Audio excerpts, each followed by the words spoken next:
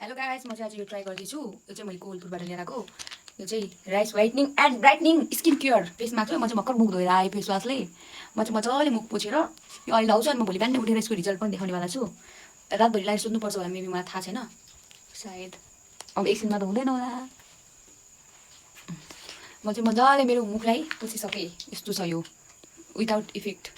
यो चाहिँ अब म यहाँ यसले काट्छु।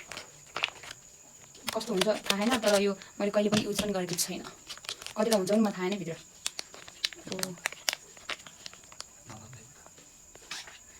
एउटा रहेछ, यति धेरै त्यो छ कि यसमा आमामा एउटा यस्तो छ है। उयो के लाउने हो, यो बाहिरको कागज र यो दुइटै लाउने हो। वाउ,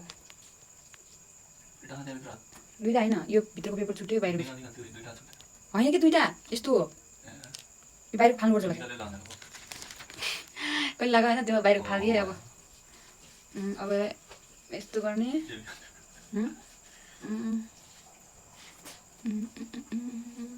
वाउ, कस्तो चिसो हो, कस्तो चिसो हो है। यति धेरै हो कि यसमा सेरम टाइपको के हो, चिल्लो चिल्लो। अब मेन काम गर्ने भनेको त्यसले नै होला। यस्तो मजाले फेसमा यो भइसक्यो। म लाएर भुत जस्तो देखेको छु, डोन्ट जज मी।